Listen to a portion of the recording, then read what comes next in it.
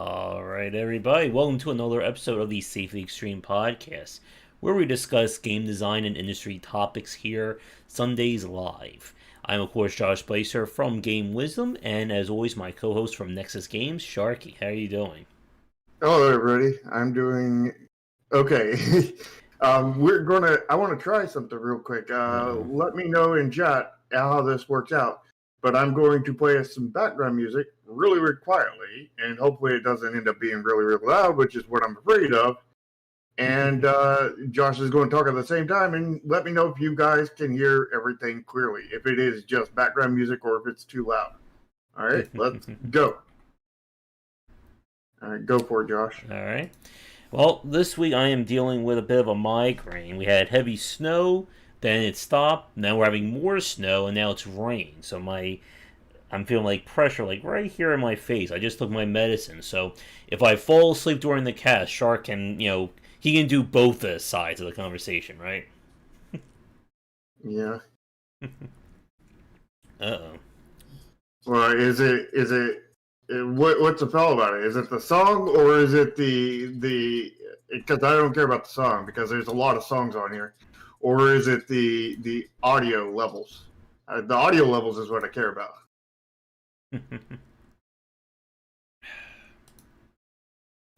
Yeah, but how's the audio levels? Again, the joys of getting feedback from people, right? Yeah. Well, you're getting that. So far, what's been going on this week? Well, that's good. I'm thinking about getting some ambient music for the channel. But this week has been the Steam Festival, and that meant playing lots and lots and lots of demos, which I'm trying to remember some of the big ones off the top of my head. I really like Dream Cities, Loop Hero, played a lot of adventure game demos. I'm going to be working on a video post about creating a good demo, and how it is different from making a prologue, as we talked about in a earlier episode. Yeah. Any demos that stood out to you that you've had a chance to play, Shark? Oh, a lot. And I'm looking at the audio levels when you're not talking, and they're pretty much as high as you are when you are talking. Uh-oh. So the audio levels is definitely off. I still say we need a barbershop quartet here to do the background. Just get the band from Cuphead. They can sing. Anything else happening? We've officially hit over 7,100 subscribers, I believe. So thank you, everybody. We are getting ever so closer to becoming a smallish, medium-sized channel here on YouTube. No, you're upgrading to a small channel from an insignificant one. There we go. That's where it's at now. I'll have my channel just doesn't even exist at all. Mm-hmm. I'll have all the pools of a Z-list celebrity, right? Or I'll go from a Z to a Z minus celebrity, maybe. No. See, you're not even on the alphabet. You're still on new numbers. Okay. In the billions. and maybe once you hit 10K, you'll finally get to Z. Mm-hmm. Or Z minus. As for demos that I played that I really liked, I played Loop Hero, and the actual map sprites and everything, I think they need some work. Mm-hmm. But everything else art-wise in the game is really, really good, and like the gameplay seemed to be really, really, really good. It seems like they got their gameplay Loop Hero down. There you go. I sent you another one last night, Floppy Nights. Did you check out that one yet?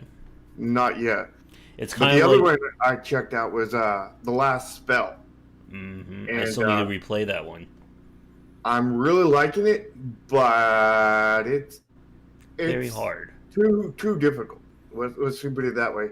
Mm-hmm. And that could be because of the way they have the demo stacked, or it could be issues with the game itself. But mm-hmm.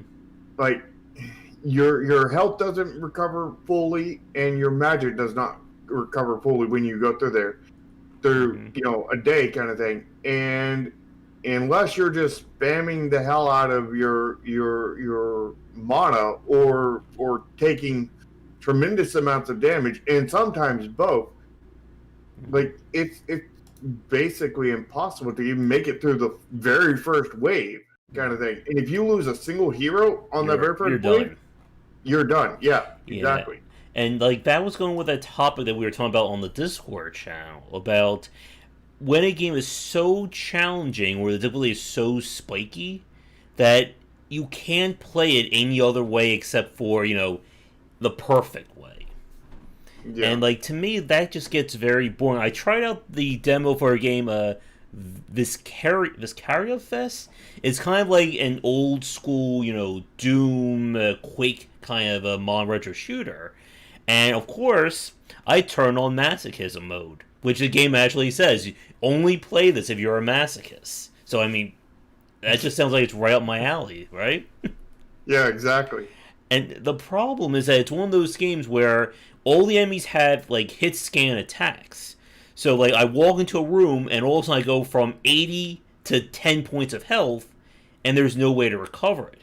And I'm sure you can play the game with that difficulty, but it's going to be so, so mechanical. Yeah. Oh, and one of the delay was only play this if you really hate yourself. Or you're too proud to admit you're not good enough, or too proud to admit you want to lower the difficulty. I mean, I think the game is just talking to me at this point. It is. But I'm sure it's not that bad when you have it on normal difficulties. Mm-hmm. For non-masochist. Yeah. But I definitely want to talk more about that for another piece. So let me see. Hopefully we are live. It's always hard to tell. Yeah, there are people watching. I just want to make sure that my chat is actually working. But yeah. Throw you a test down in there. Oh, wait, there we go. I did consultant on that game. Yeah, move the chat just slightly down and hopefully not break it too badly. There we go. Yeah. And a lot of other demos that I play. I like the Beaver, hardcore Beaver city building one, which I finally got Power Award, which here's a preview for when I talk about demos. If there's a feature or a system in your demo, you have to explain it to people. Like, the demo just literally ends after build a food supply, build water. Okay, that's all you need to know. Enjoy the demo. It's like, wait a minute, there's all this other stuff in it. No, there's not. It's just water and food, right? That's all you need. Had a lot of starving, drowning beavers after that one. We also play more of Dyson Sphere, which, as I've been telling people, between Dyson Sphere, Factorio, and Anno, I have like 3 lifetime games I don't have the time to play right now. Yeah. When I seen Dyson Sphere, I was really interested in it, but then I seen you play it, and I quickly lost interest. Because, I mean, it doesn't look like Factorio, but better. It looks like Factorio with different graphics, which I would, say are better in some ways and worse in others. Oh, I did hear news that I think they're working on an expansion for Factorio.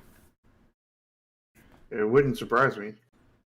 So there's another, several hundred hours right there for people to play? I'm afraid to hear what's going to be in that expansion, considering how much is in the base game. Yeah, and considering what mods are out there.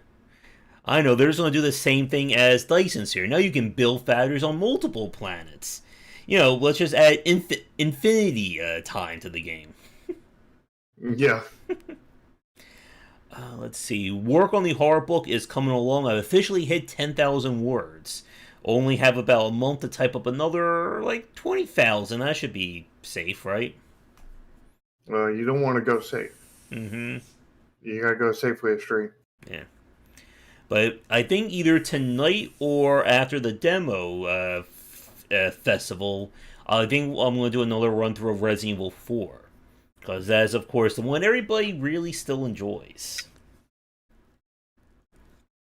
You might want to still keep on playing demos because some of them will continue to be up. Mm-hmm. Well, the festival officially ends on the 9th, so that seems to be kind of like our big period, but I still need to get more horror research. I'm debating doing a 2-hour run of that Medium game that just came out. Yeah. Although, Thing is they need to go through the McDonald's checkout line or whatever, and upsize their combo to a large. Tedium, there we go. Thank you.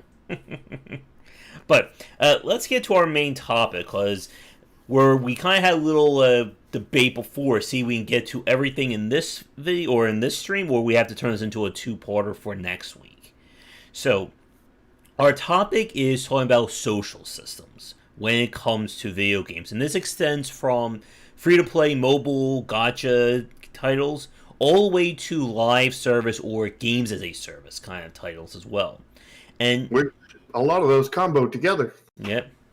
And this is a very important topic. Now, for somebody like me, like, these kind of systems don't matter as much, but it is still essential if you are a developer to think about this stuff.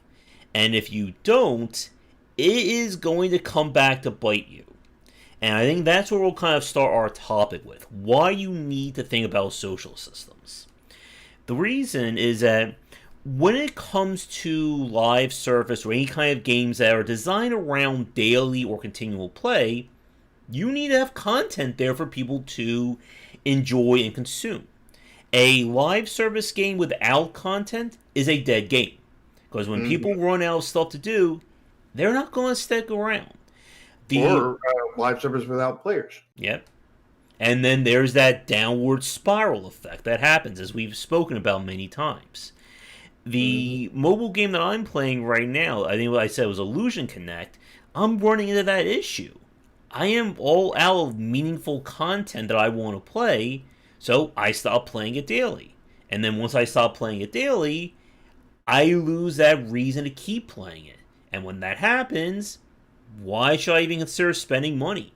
Why should I give a developer money on a game that I'm only playing like maybe 3 hours a month? The answer is, you're not. So, what developers have come to realize is that to make that content, to make enough content that is worthy of it on a day-to-day basis, is impossible. We've seen developers try it, like DC Universe Online, where they want to have monthly expansion-worthy content. They got 1 month in, they realized that's impossible. And again, like, for developers watching us right now, live recorded, you may think to yourself, yeah, I can create, a weekly fun little event. That doesn't sound so bad. Think about doing that every week for months or years. And then the cosmic existential horror will start to creep in for you. And when I spoke with Ramin about this, we've discussed this idea of user-generated content. And that's where social systems are really built around. Because at the end of the day, the people who are playing your game are going to provide you with that, not exactly infinite, but very high amount of content. And this comes in two forms. It's in the implicit kind of content, as in, I am the number one player on your server, can you beat me in it? And then you have explicitly with content where players team up. And this is where the social side comes in. Alliances, guilds, factions, any fancy word you want to use to describe it. You need to have a way for players to converse, team up, interact with each other, and this is where you get that level of content. Because a game that you are playing with friends or like-minded individuals is going to keep you far more engaged than just waiting for the next, 2 to 3 missions to drop in a month from now. And as I said, when I played Marvel Strike Force, being in that alliance, that kept me in that game for a good extra year more than I would have if I would have stopped playing it. So, for you, Shark, any social or any examples of like social games or guild systems that kept you invested in a game longer? Well, I don't have any specific examples of the systems kind of thing, but I do know that what really kept me engaged was, um, I get into the game and, I either join an alliance or guild or I start one and, bring people in. And, being myself, I always work my way up the leader, ranks, and either I start as a leader or I end up as a leader in the end, kind of thing. Mm-hmm. Because I'm always taking, everybody in there and, telling them, giving them all this advice and everything to how to min max their thing, teaching them how to be better. Because the fact is me teaching them how to be better at the game makes them stronger, which makes our alliance stronger, Mm-hmm. which then everybody loves me for, which then they all want me to lead, and I'm a pretty good leader, Yeah. kind of thing. So like it's just sort of self Fulfilling prophecy there.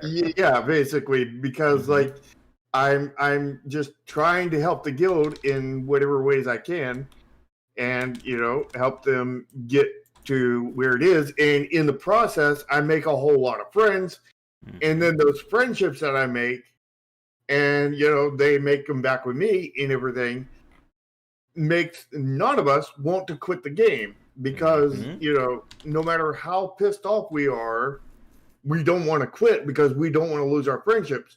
Mm-hmm. So when it does come to time to quit kind of thing, it's like let's trade contact information. Let's figure out who are you on Discord, are you on Twitter, Facebook, blah blah blah blah blah blah, and Yep. whatever ways we can stay in contact kind of thing, and let's add each other wherever we can kind of thing. Mm-hmm. And we kept in touch for a while kind of thing. Yep. A lot of the friends I made were when I was playing Team Fortress and Left 4 Dead, and that those weren't even like very socially minded games, but that is one of the goals, or that's one of the more important features of social games. And what you just described there, that's not exactly, I think, developer intended. For you to meet lifelong friends and become a community like that. But it is still an essential point about these social systems because, as you just said, if you are playing with a group, you're more inclined to stick it out with them because you don't want to lose those people. Yeah, And that has been the MO for many MMO style games.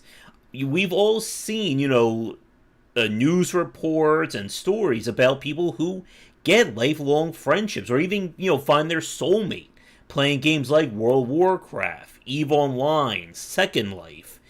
And this kind of stuff, it greatly extends the amount of life a game has without, in a way, requiring as much work on the developer side compared to, again, having to make this custom content.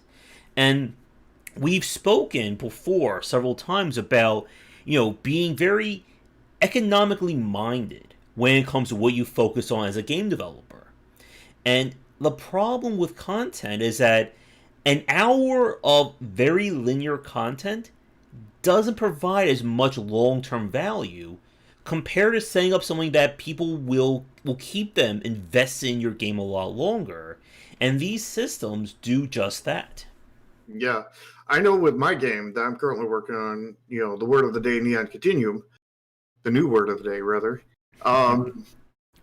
It's I am definitely intending on building those, creating those friendships to form kind of thing, and putting as many things as I can to kind of promote that kind of thing.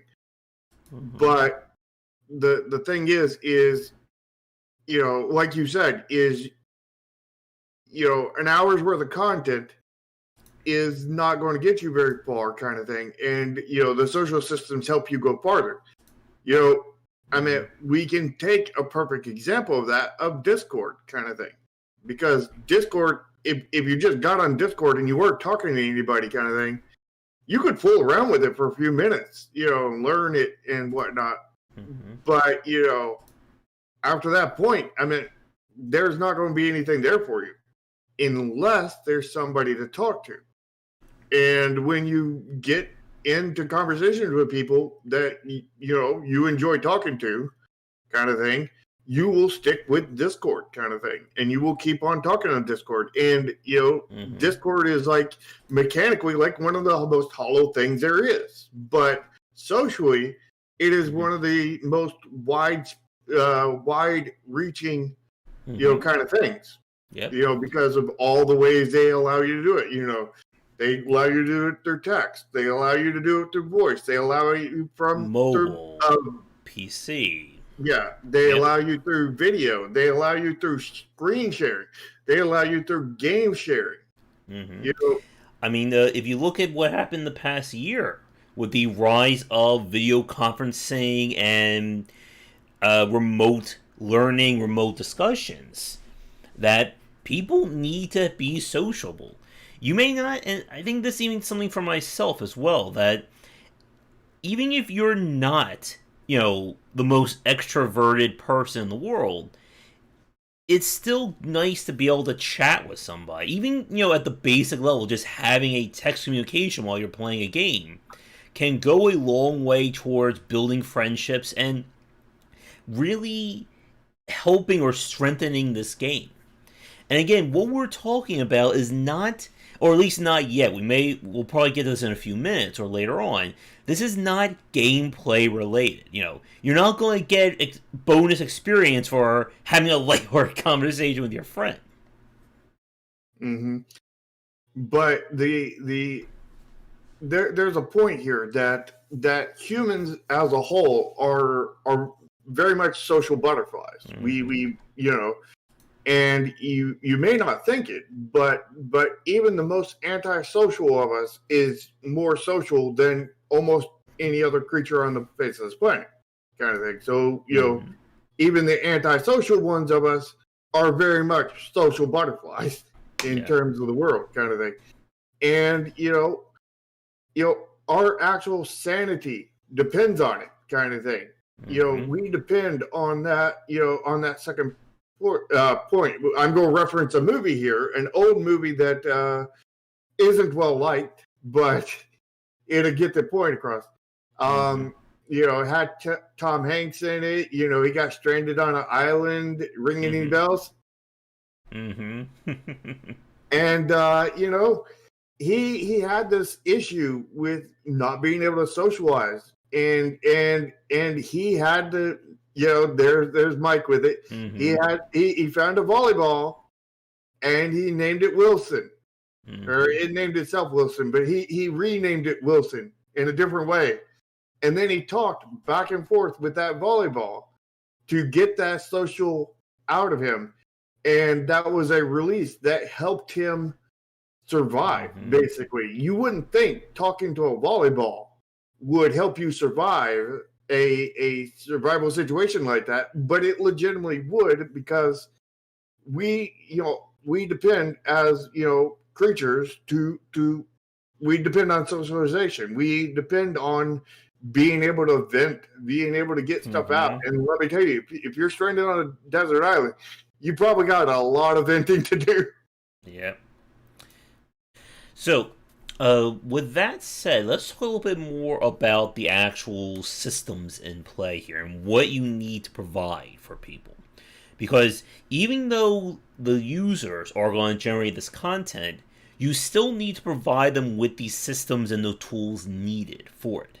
So, at the basic level, you need chat. Again, this is, design 100 here.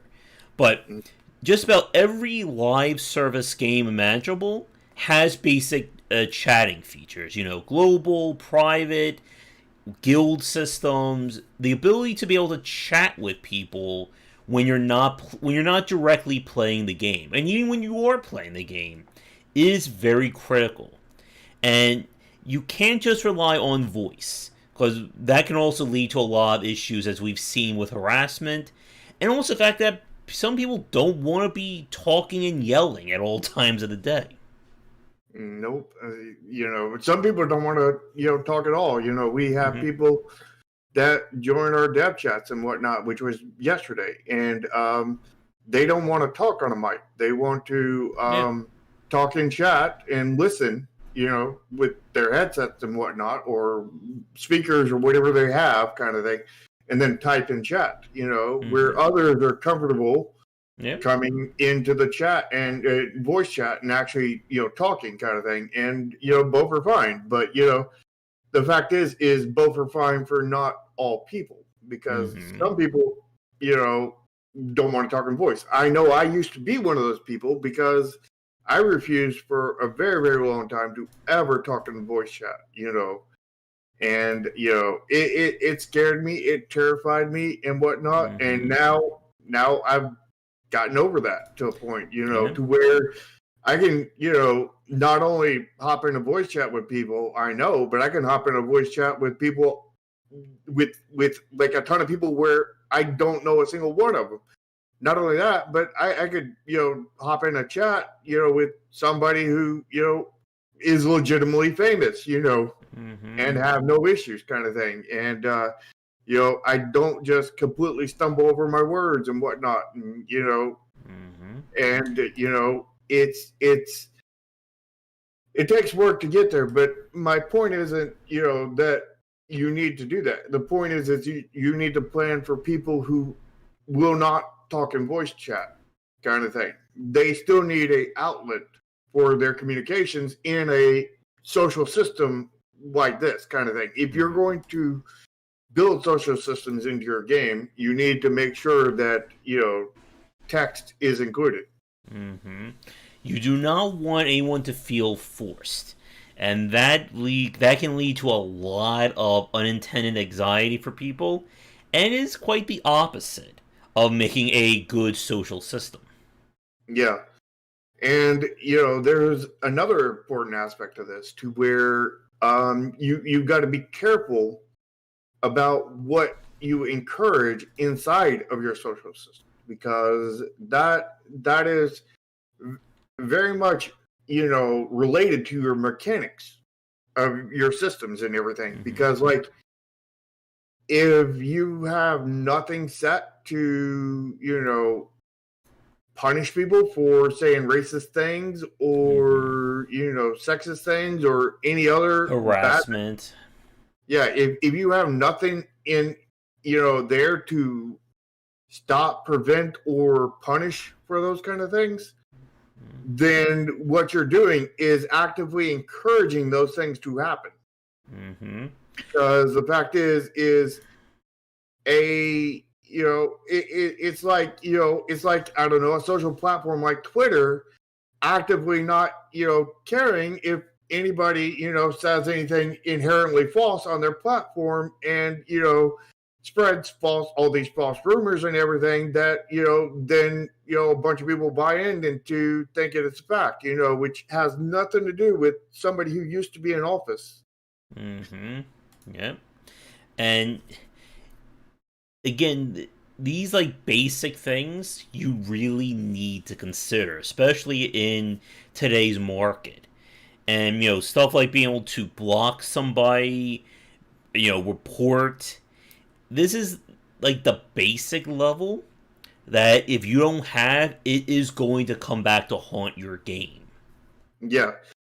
And the other aspect is the way the mood that your game puts people in. Mm-hmm. If your game is one of these games that is very, very addictive, but very, very unfun, to where people are playing it and don't want to play it, you Mm. know, and there's so many games out there like that Oh are very, very yes. addictive, and and so people are still playing it, but they don't want to play it.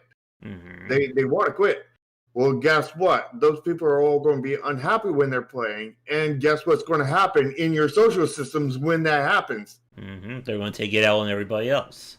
And so you need to put in, you need to make sure, if you want a community that is not toxic, you're going to need to make sure that the game is not creating a toxic environment, because you don't, if you make a game that is a middle of a bog kind of thing, no reference to my friend's game, The Bog.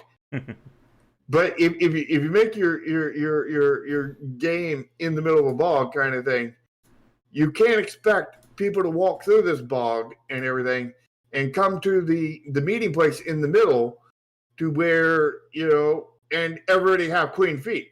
No. Those people are going to have nasty feet, and they're going to get it all over the floor and everything else, and it's going to spread everywhere. Mm-hmm. So, if you want to have clean floors, you better have a clean game, basically. Yeah. And this is also why it's very important to set up 4 different levels of play, and you really need to nip these issues in the bud as quickly as you can. Ideally, you want the systems in place before your game is officially out. Thorne and I were talking last night about trying to play a game like LoL and Dota, and how toxic and competitive that community has become, especially Overwatch as well. That people assume that you are either the best damn player in the world, or you're just some idiot trying to play the game.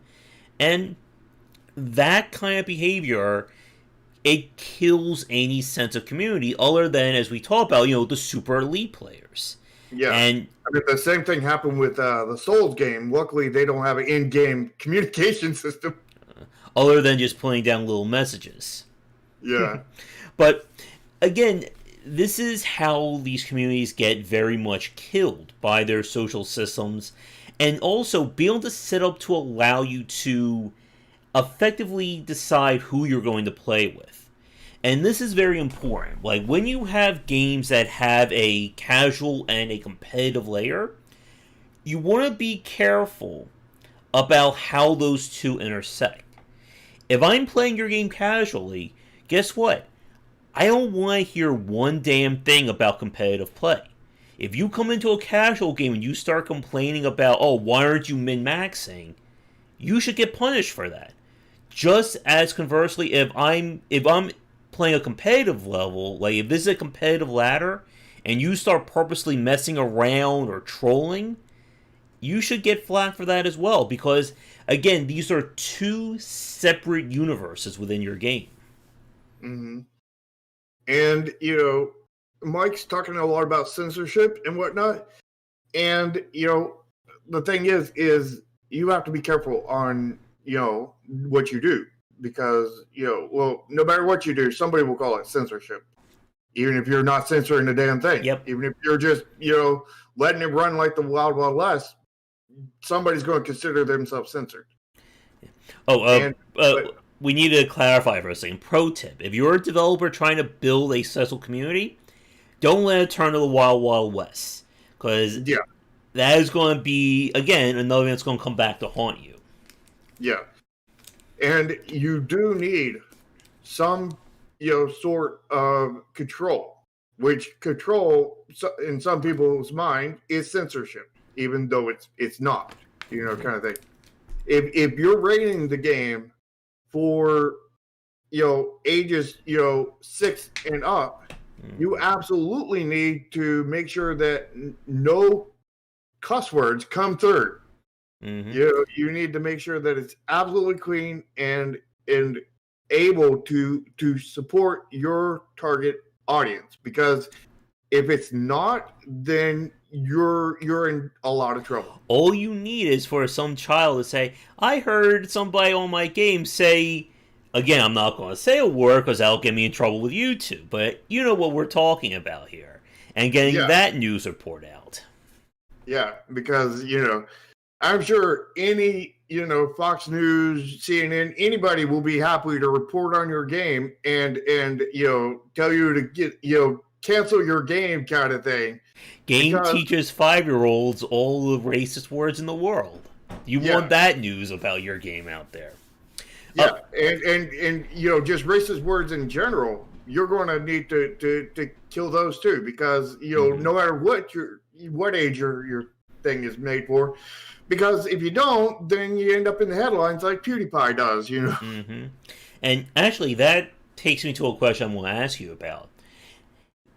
Another thing that we've seen some people argue is the kind of, I'm not sure what the term I want to use, like the unfiltered chat in games. Like you have that one spot where anyone can be as, racist, as, profanity filled as you want. And some people say they like that idea of having, the unfiltered or the blue version of your social system. I think that is just a recipe for disaster in some of these games. What about you? I mean, the only way I would see that working is through a private message. Mm-hmm. Because, private message, as long as, both people are consenting kind of thing, and both people are adults, there's no issue with that. But the fact is you have to be able to confirm that they're both adults and they're both consenting, kind of thing. Because some people private message people just to, insult them and all this other stuff, and they don't want to hear it, kind of thing. So, even with a block system, you can't ensure that they're consenting, but you can closer, rely on them consenting, because the fact is they can always block the person. If they will result to that is the question, because not everybody will block somebody they have problems with, and so it's an issue, but like, cussing isn't necessarily an issue, because like if your game is meant for older audiences kind of thing, like maybe even 13 and up kind of thing, it's not going to be so bad kind of thing, because I mean, I'm sure any 13-year-old out there has probably heard worse words in school. So, it's not so bad, but you do still have to block the racist stuff for sure, because if you're not blocking racist stuff, then you're going down a bad path. Yeah. And here's the other thing, is here's what you never want to block. And I know some games block it kind of thing, is you never want to block anything that has to do with your game itself. Because I've had, like, I was trying to talk about, this system, and that word of that system is blocked. I tried to talk about the name of the game. The name of the game was blocked. So I can't say, the name of the game sucks, or this, or that, or that. I can't talk about it, because all the names of the systems and all the, I can't say this system is abusive kind of thing, because I can't actually say the name of that system. So then I just put spaces in between it so that the bot doesn't realize it, and then I get it through and say this system is abusive with a lot of extra spaces in there, and it completely avoids that thing. And what I'm saying here is there's ways around those filters, so you need to already prepare for those, as well as you need to not censor anything about criticism about your game. Do not censor that, because while there's a chance you may get away with that, because several do, there's also a chance that is going to heavily bite you in the ass, and there's also a chance that your game is going to get ruined because of that. Yeah. And to build on what you just said there about getting around filters and such, people are going to do that, and you have to be kind of a step ahead of that. Yes, you can block out the correct spelling of a swear word, but as Char just said, you could put spaces in there. You could put additional symbols in between there. You have to be very mindful of this stuff. And another major part about this is, as we've said, you want to get a lot of the stuff figured out before launch. Have a code of ethics or a rules for it. You want these systems to be in place because you don't want to be playing catch up to these problems in a game. Yeah, and Mike says you want a safe space. Not really. What you want, well, in a term, but not the term you're meaning it in. You want a safe place for your players. You do not want a safe place as in, the people who, have eggshells for a life. You don't want that kind of safe space. You want essentially a place to Unless cover that's your your own butt in these games. You Yeah. don't want to be, putting yourself in a situation where there's a lawsuit or people can come at you. And like to build on what Shark said a few minutes ago about consenting in these situations, there's a big difference between somebody going on a profanity, racist, misogynistic rant on your global chat that everybody can see and there's no way to stop it, versus somebody doing that privately and said person being banned, blocked, or punished for it. Mm-hmm. Because at the end of the day, as a developer, you are on the hook for everything that happens in your game, whether you like it or not. Not only that, but if your game,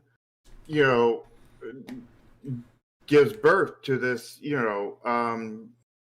toxic community where people are just going on all these racist, misogynistic rants and all that, every 5 seconds kind of thing, then you're going to have to live with it personally and sleep in it because you're going to hear that nonstop every day because you're working on that game every day and you're going to hear that constantly kind of thing. So you definitely want to be able to ban people and whatnot. And, you need, there's many different ways to do that. But you have to keep in mind that, even an IP ban isn't going to really help in the case of somebody who can swap their IP address. Mm-hmm. So, I what I've done for my personal game that I'm currently making is I've set it to where you have to make an account and, the account making process does gather some information from you, including an email. Mm-hmm. So and it's easy to fake an email, but yes. It keep on going. You keep on putting these layers of something that would be a little hassle, something else that would be a little hassle, something else that would be a little hassle, kind of thing. And eventually it'll become to the point where, it's not worth it. And, another thing I have is before any of the chat systems, any of the social systems actually open up kind of thing, you have to play to completion 10 games. Mm-hmm. And that's a really good point. And it gets out some of the protections in place that if there are no protections, if it's as simple as just literally just uninstalling and reinstalling a game to get a brand new account or get back in the social system, your trolls and those people who are there to kind of do harm to your game, you are basically giving them a free pass to do it. Mm-hmm. And for general consumers, this kind of stuff is never going to affect them, or it's not going to affect them as strong as this. And you need to have these protections in place, again, in order to keep your community, keep your social systems working. Because I've seen people, and we've all have heard these examples, that, they get banned, okay, I'm just getting another account. Or I'll just get another game key. Because the people who are going to do harm, they know how to skirt these systems. Mm-hmm. And you've got to make it annoying enough that they don't want to skirt those systems, or at least not very many times. The other thing that we're implementing into the current game is shadow bans. Mm-hmm. And, when I say that, it sounds really bad. But basically what the shadow bans are is basically they can keep on playing the game kind of thing. But if they're toxic and everything and they're just going to spew all kinds of toxicness, then the only chat they can talk in is a separate chat that is full of toxic people. So they get to be with their own kind. So, everybody who's, wants to spew obscenities and everything can keep on spewing obscenities to everybody else who's spewing obscenities. And they can just have this, obscenity, contest to who can spew the most obscenity of them all kind of thing. And, this way they're not making new accounts kind of thing. They're still getting to spew their garbage kind of thing. They're just doing it in a place where, people who don't want to see that aren't going to see that. So, they're not getting actually banned from the game. They're not getting, they're not losing their privileges to say stuff. They're just losing the audience that does not want to see it. And to Juan's point, this is why you need to have kind of that, your code of ethics or your rules in place beforehand. Because, like we said, ultimately, there's two main discussions when we talk about social systems and games. One is about fostering a community and allowing the users to generate content. The other side is being able to protect yourself and your game from any trouble. And again, preemptively avoiding these issues. What was that? And protecting your users. Yes. Now, when I say protecting your users, I don't mean, putting them in a safe space as Mike was referring to. I mean, as of putting them in a space that is not full of toxic assholes, Yeah. Because if you don't do this stuff, it will kill any sense of being able to grow a community.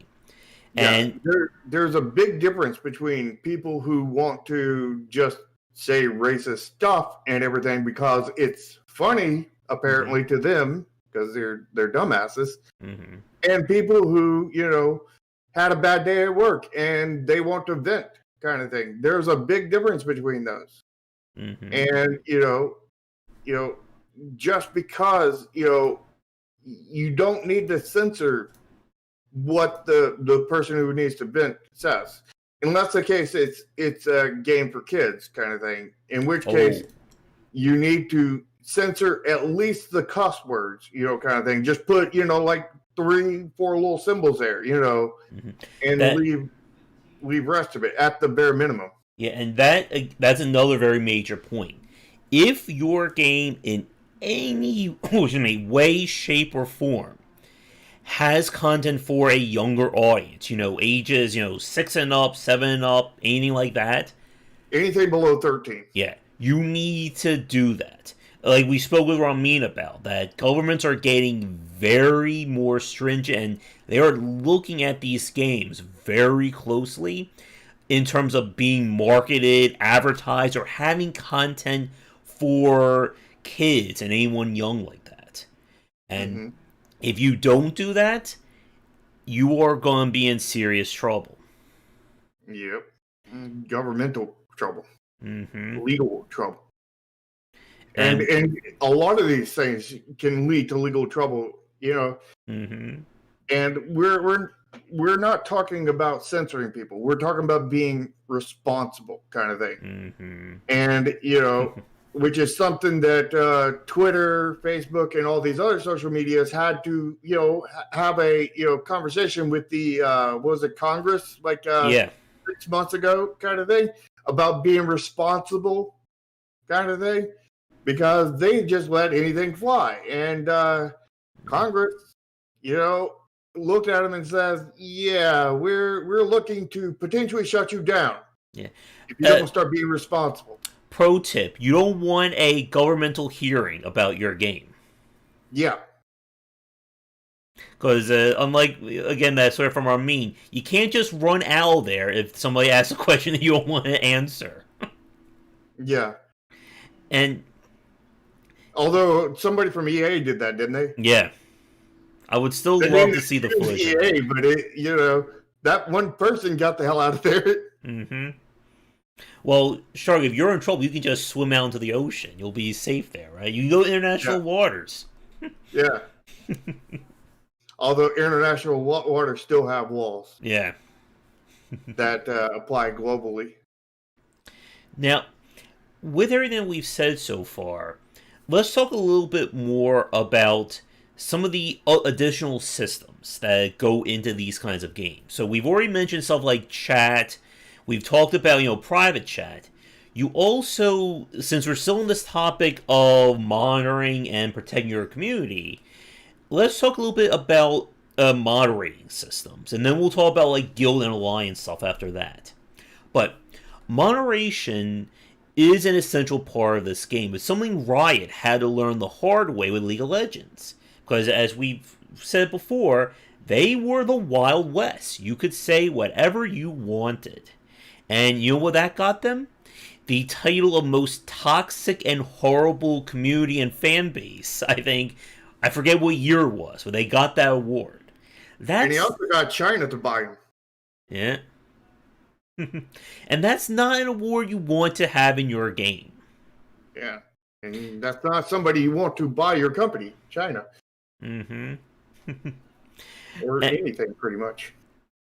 And what they had to do to course correct was introduce moderation. They did that with their tribunal system.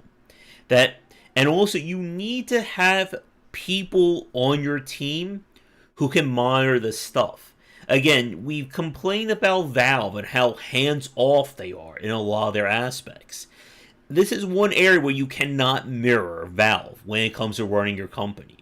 You need to have people and systems in place to, again, as we've said, whether it is just a slap on the wrist or a full-on ban.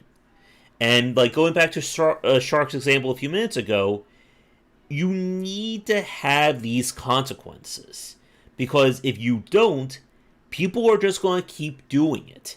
It emboldens them if there's no punishment to say, scream racial obscenities for 10 minutes during a competitive play. And let's face it, most of these people who are doing this kind of thing are like 5-year-olds kind of thing, or 8-year-olds and such. There's some of those that grew up and now are older that were, screaming that when they were 8 kind of thing. And now they're doing it even more. 25 and they're screaming it. But, the fact is they're, they started at the age 8 and then they just grew up still continuing that behavior kind of thing without actually growing up. Yeah. And this is another very big point from the development side.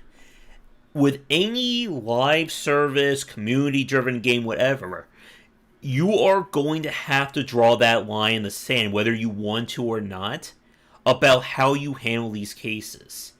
Because we have seen games that have professional esports level play have to tell, their top players, you just went on that rant and you just insulted somebody and did all that, you're banned. We don't care about your sponsorship. We don't care that you are bringing us, tens of thousands of dollars each month due to, interest. If you are going, like we've used that example before, like dropping ink into a glass of water. If you don't stop that stuff, it is going to spread to all aspects of your community. So-and-so was allowed to say this word, so why can't I say it? Yeah, and the thing is you could punish them, or you could do like Twitch does, and if you're famous enough, you can get away with it, and if you're not, then they punish the hell out of you. Like if you show your abilities on the stream, and there's a demod probably, and you're on Twitch, if you're like a small streamer kind of thing, you're going to be banned very, very hard. But if you're somebody that's making them tons and tons of money, they will just be like, yeah, we'll we didn't actually see anything. We weren't watching the stream when it happened. So we can't judge based off that, or we realize they did something bad, and we're going to give them a very harsh punishment of they can't stream for the next 20 minutes. Yeah, they can't do anything for one day. That's how it'd be more like 20 minutes. Because their next stream is like an hour. And again, these are things you're going to have to deal with, whether you thought about it or not when designing your game. At least if you're doing social systems in your game. Which and you're going to have to if you expect your game to survive, especially in today's market. At least if your game is a live service or if it's any of those things we said at the beginning. Now, if it's a single player tactical RPG, don't need to worry about it. You don't have any kind of system to talk to. But if you have any kind of multiplayer kind of thing, you're going to have to worry about it.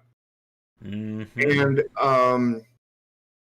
there was a point that you said a minute ago that I wanted to hit on. About the ink, or no, before that. About drawing the line between making money and keeping these people on? No. Oh, I forget now. But let's see here. You don't. Now I remember. With your, you don't want to take hands off with the moderation. You need to have. You definitely need to have people on there. But I think you also need automation in there. You need both.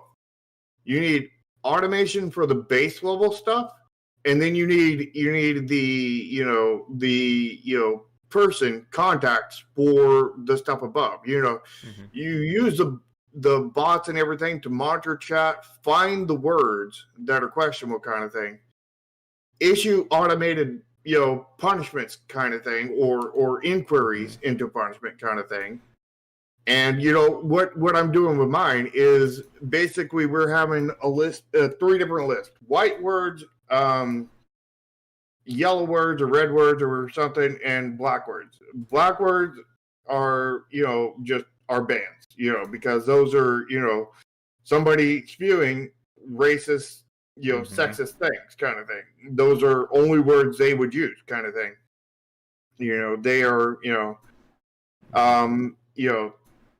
things that would be really bad. And then you have the white words that are in everything, and it's fine in all cases kind of thing. Doesn't mean the sentence is fine. It just means that those words are fine. And then there's the red words, which are questionable, kind of thing. And basically, if it's a black word, it's going to automatically issue it's going to pop up a thing, and it's going to say you've been issued a ban. You can either click here to appeal it, and or click here to accept it. And then if they click to appeal it, it'll take them to another screen. It's like, are you sure you want to appeal it? Because if you appeal it and you're found to be wasting our time by knowing damn well that you deserve a punishment, basically, then your punishment's going to be even harsher. Yep, and we saw when Riot Games did their really big push to course correct, they did excuse me. There we go. They did implement tools and monitoring to make it easier. Like if somebody flags somebody in a game, the bot or their automation is going to record that game. They're going to allow someone to see whether or not that was just, somebody just accidentally, saying, whatever. Again, I'm trying not to curse. I don't curse normally here. But saying a word and then saying, oops, I didn't mean to say that, or I'm so sorry, versus somebody saying, a 300 paragraph profanity-filled sentence and completely derailing the entire game. Yeah. And the thing is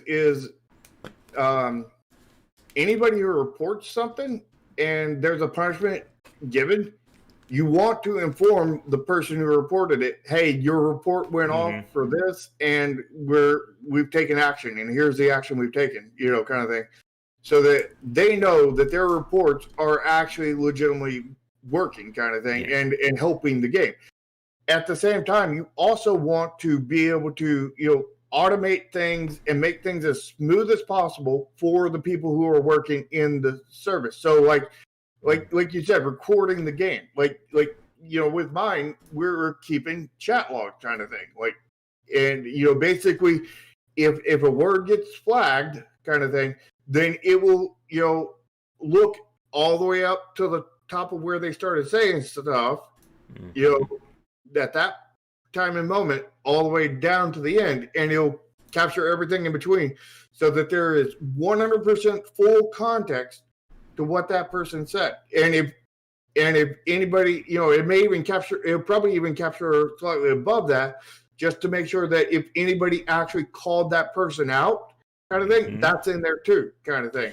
And there's also another very important point, and why you also need, the human element on top of the bots and the automation. Because you need somebody to also monitor and make sure somebody's not abusing the system. Because we've seen cases where trolls and such, they'll set out, they'll, say just enough to, get somebody annoyed or get them to say something, then they'll report and say, oh, well, look at what so-and-so did. They said all this nasty stuff. I didn't do anything bad. And, again, all you need is to ban or, block somebody who didn't believe it or, didn't deserve it. And there's another, nail in the coffin for your game. Yeah. Which is also the reason why you don't want to depend on one single moderator, kind of thing. Oh, yes. When something goes to check for, when something gets reported or something gets flagged by the bot, kind of thing, you want to send that to like at least 5 or 6 different moderators that are all looking at it independently and have no idea that the others are even looking at it, kind of thing, because they're in their little box, so they think their decision is the only decision.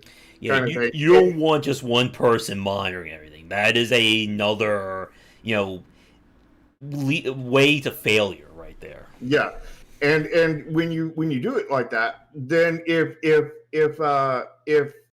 3 of them, if 5 of them say ban him, and the 6th person says don't ban him, and here's why, kind of thing, if they don't actually provide a legitimate reason, kind of thing, you don't want that person moderating for you. Yeah, fire them and find somebody else. You need a clean, good moderation team, not a bad one, kind of thing. And because a bad one is worse than having no moderation team. And to Juan's comment, and that is very true, it is very hard to be able to be objective and fair, even when we talk about game design, but that's another topic. And it is hard to do, and that's why you need a pool of people. Because you don't want somebody, because another you want to avoid is, the moderator with the Messiah complex. I am in charge of everything, and, you said something I didn't like or you questioned me, I'm banning you from the game. Yeah. And you definitely don't want any rules, any stupid rules, which I've run into in a Discord before, of questioning the moderators. Because that's stupid. Like how dare you question my bullshit rules? Oh yeah, and I hate when I see like Twitch streamers who are like, oh, you said something I didn't like. Well, now I can ban you because that's in my rules, and they like lord it up over people. Yeah, I ran into an issue on Twitch with some moderators on a very big channel, kind of thing, that I don't watch anymore, that I used to really enjoy, kind of thing. And basically, somebody came in there and they insulted the hell out of me, kind of thing, and for no reason other than, I reported somebody for bad behavior, and that everybody was complaining about, and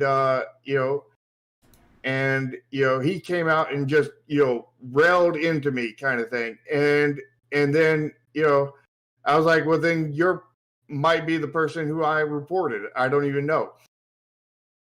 And and then I got banned for that.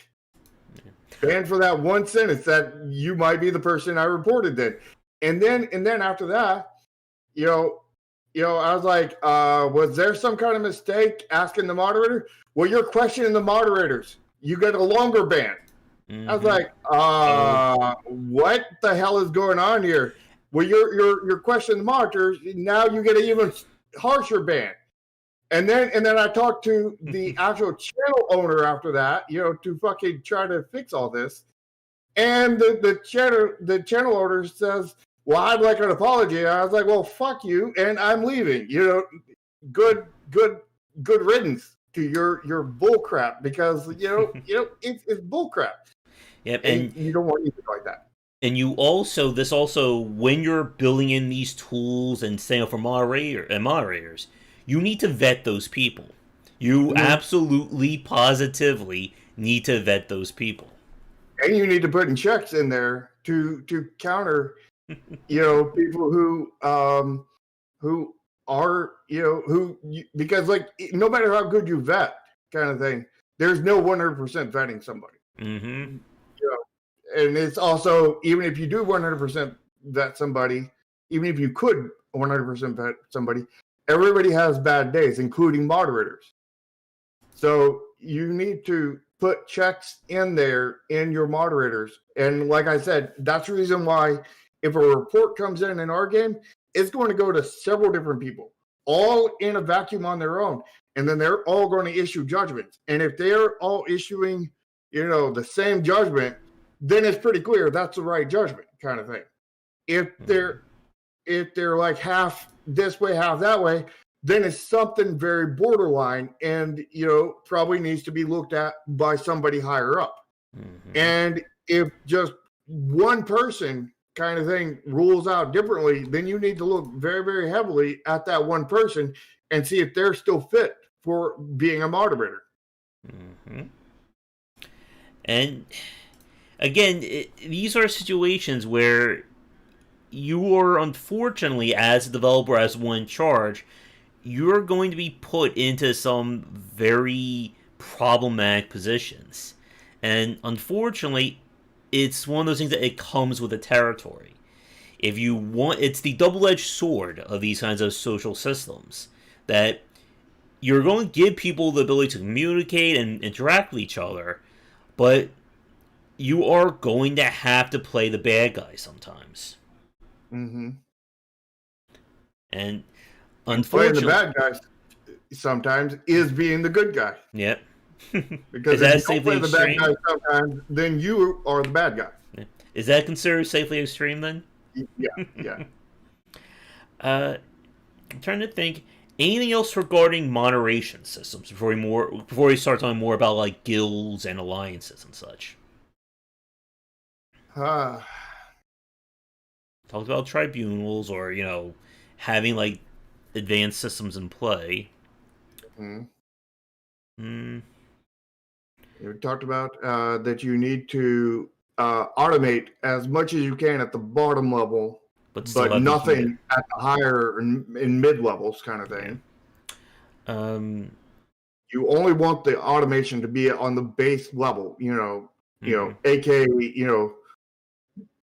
let that, handle, 90% of the cases, but the other 10% that, anybody who appeals a ban, kind of thing, that all has to be done by a person. Do not do ban appeals by bot. Do not do anything like that. You need to do all appeals with human people, and it needs to be multiple human people. And the great thing is, here's the great thing.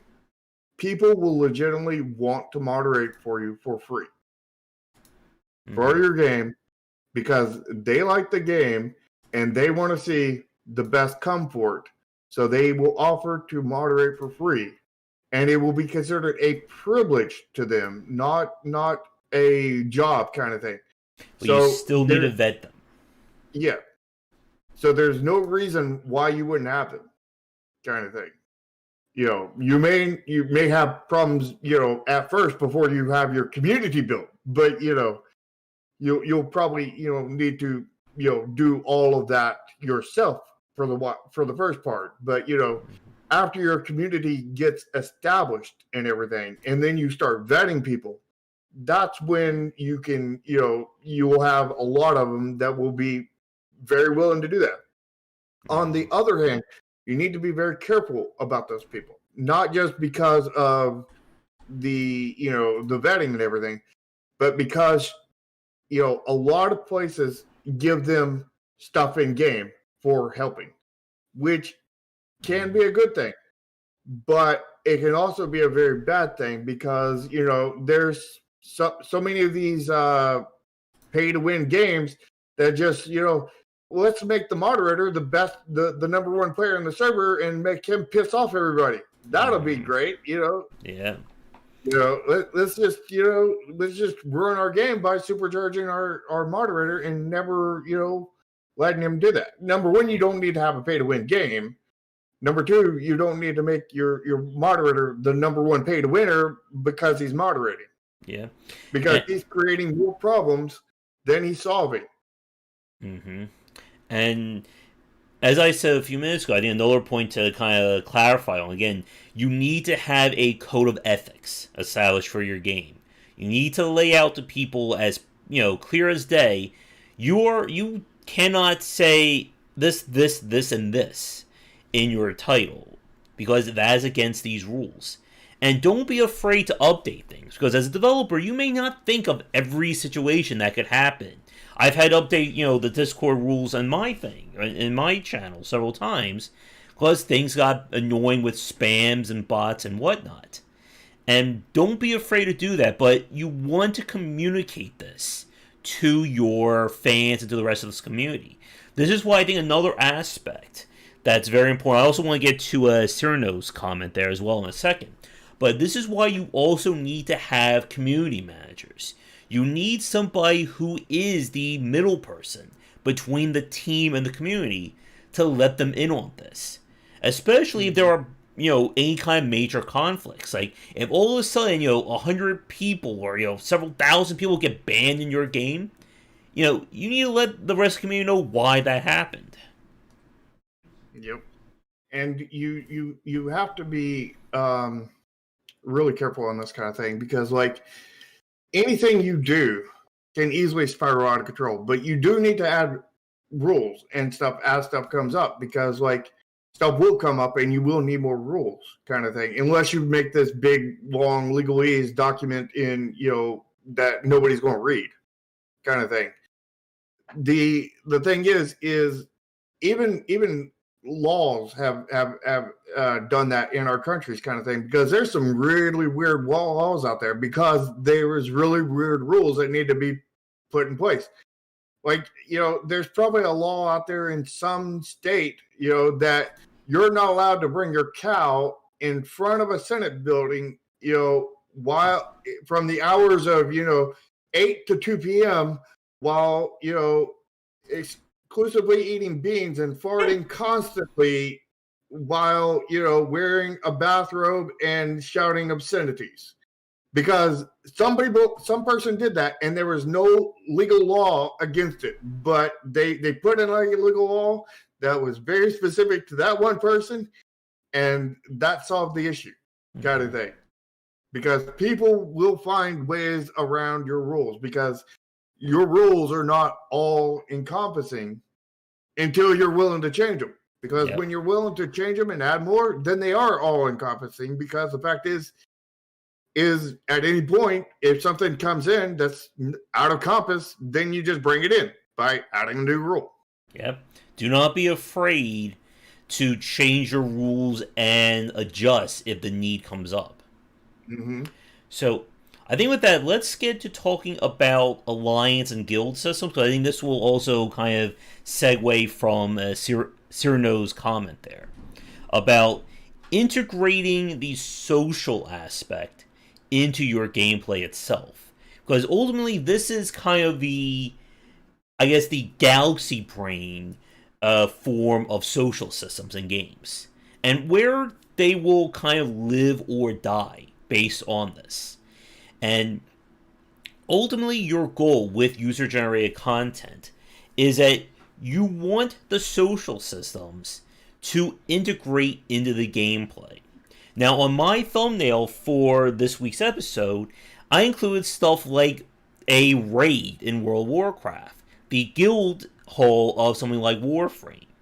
And this is where you want these systems to lead. You want people to feel comfortable in, talking and building a community which in turn will allow them to interact with each other and interact with the game itself. Mm-hmm. And this is where a lot, and I mean a lot, of mobile and live service games tend to go. That you'll have, the base layer of your game is, the PvE content. The next layer is, PvP, daily stuff. And then the top layer is the clan alliance based content. Because this is the stuff that keeps people invested in these games. And you have to be very mindful of how you design them. Like with Cyrano's comment about design mechanics which further collaboration and healthy atmosphere. Because this can lead to toxicity if you're not careful. Because, as we've said, a lot of these systems can become very manipulative and very harmful to your game. Rewarding somebody to log in every day, that's not too bad. Forcing them to log in and play a minimum 2 hours a day, or they're going to fall behind or hurt their guild, that's a recipe for disaster. Mm-hmm. You want people to enjoy the game when they play. You don't want it to be a commitment. Or punish them for not playing. Yeah, you want them to be committed on their own to playing, not force them into it. You would want a marriage that you voluntarily entered versus one that you were held at a shotgun to forced into. Yeah. And personally for myself, I am becoming more and more leery and tired of daily system grinds or daily content grinds.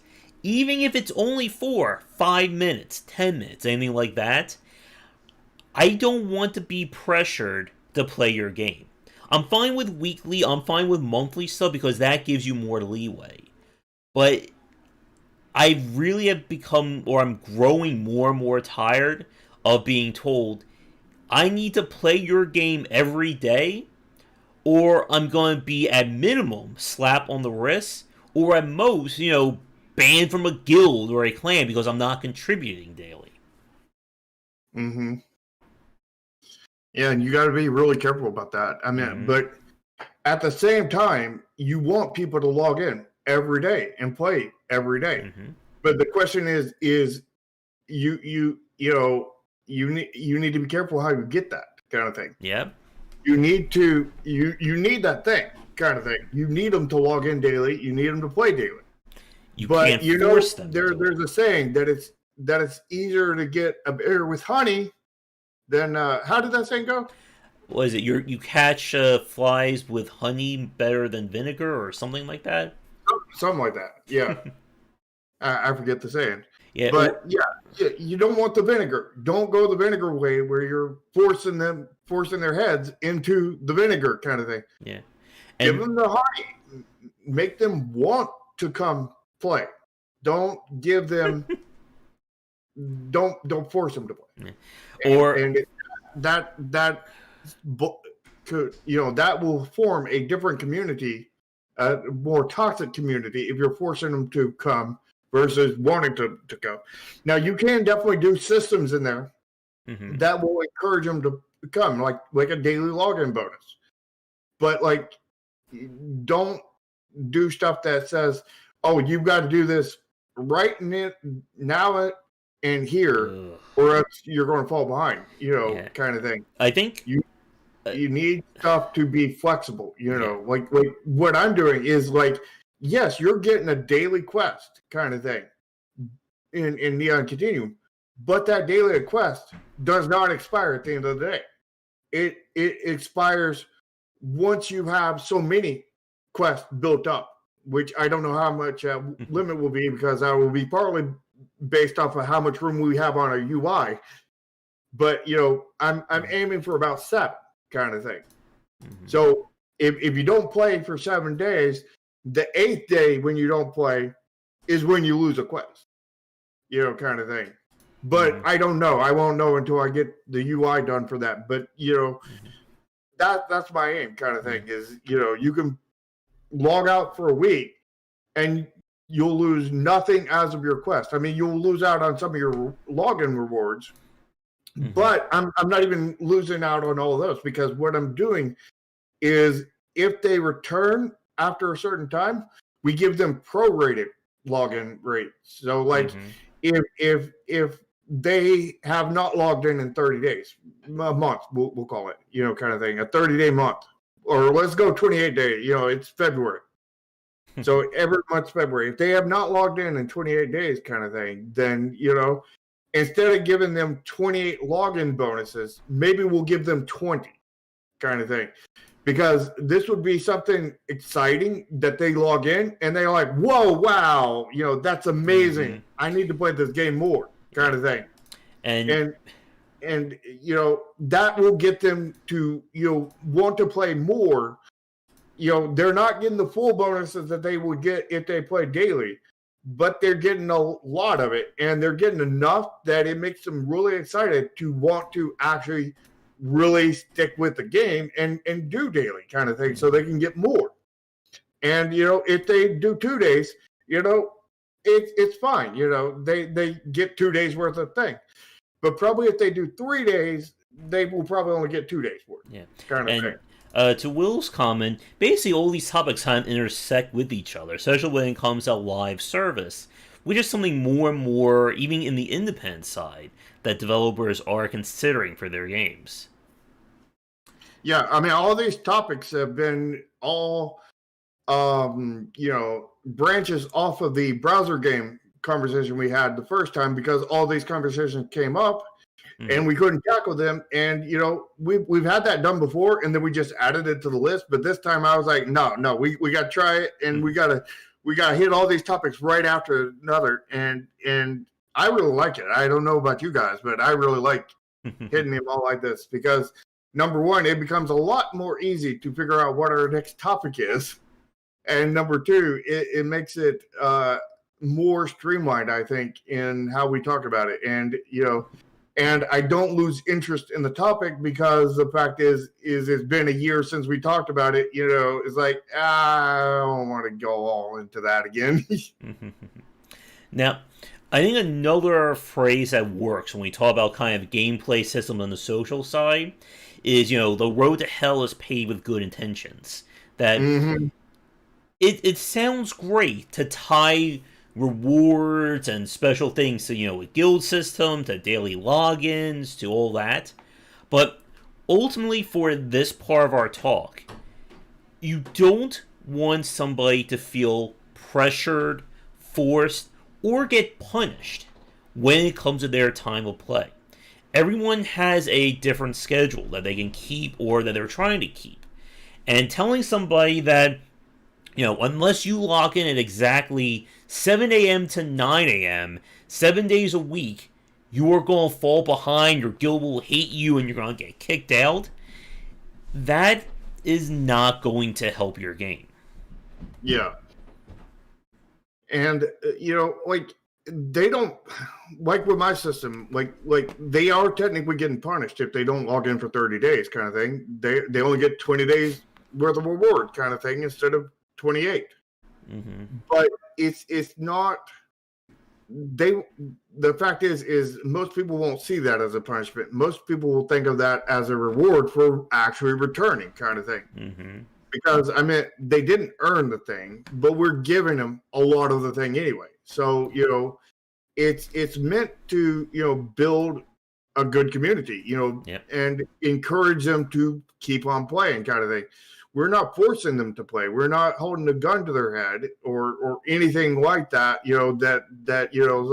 like the publishers or, big game developers said. We didn't hold a gun to their head. We just, said that, if you don't do this, then you may not have your job and people are going to hate you.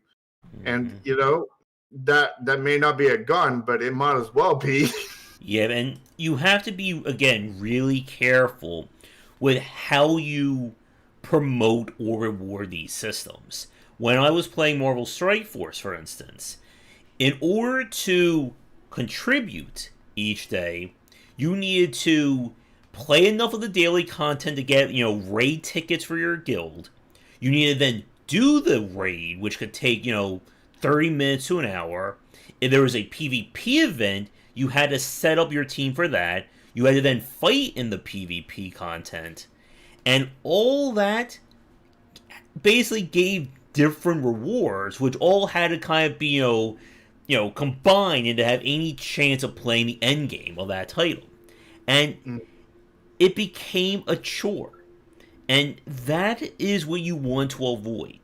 It should not become a chore or work or a job to play a video game. Yeah. And you have to value the player's time. Mm-hmm. Because, especially in these days, because like time is more tight than ever before because there's a lot of games and not a lot of time to play them, kind of thing. So you have to value the player's time and not make them wait through all this nonsense. Don't give them these 20-minute timers that they got to wait before they click another button. Don't do that. Don't I mean, you can make them wait on the rewards. You can't log in for tomorrow until it's actually tomorrow, kind of thing. Mm-hmm. But you can't run a skill quest for tomorrow. You can't run tomorrow's quest today, kind of thing. You got to you can do that kind of thing, but don't do things that are saying, oh, you gotta wait 10 minutes, or oh, you gotta wait this. God. Or you must log in at exactly this time period to do this kind of content. Even though this time is at like 3:00 in the morning for you, and you got work tomorrow at 5, 6, 7, 8, somewhere around in there. Yeah, or like PvP is only open for exactly 1 p.m. and to 3 p.m. every day. And if you're actually working a job, or you have to do something at that time, you can't participate in that mode. Yeah. The only time that kind of thing is really acceptable is when you're talking about like a Kickstarter or something, or or like a demo kind of thing, to where hey, we don't have enough people to actually play this multiplayer kind of thing. So on this day at this time, we're going to turn on the servers and everybody can play on that time and day kind of thing. Fall Guys did that. Many other games did that kind of thing. And that is acceptable. Mm-hmm. But requiring something that is constant like that, is not acceptable. A one-time thing, yeah, it can be acceptable. A lot of people aren't going to like it, but it's acceptable kind of thing. Requiring it as a constant mechanic of your game, absolutely no way in hell. Yeah. And it is, I know somebody's going to ask this, it is fair to include custom or special rewards for guild and alliance play. Having your fancy guild house, or when Warframe did, they had, a massive ship you could play with, and, the whole team could communicate with that. That is perfectly fine. But that is the bonus for this. That's not required to play. And it is also good to have different ways of contributing that all kind of lead to the same goal. Let's say for instance that you have guild levels. Every level, the guild unlocks some kind of new functionality. And let's say there's, who knows, let's say 15 different ways to contribute to your guild. So it's not just, your guild must do nothing but PvP or we can't advance. Let's say you can get points just by, doing a daily play. Let's say you get points by, being friendly to the community. You don't want things to become forced. And like I said, when they become forced, it becomes a job or work. And when it gets to that point, people will start to hate to play your game. Now, we're not saying that you can't have requirements on stuff. Yeah.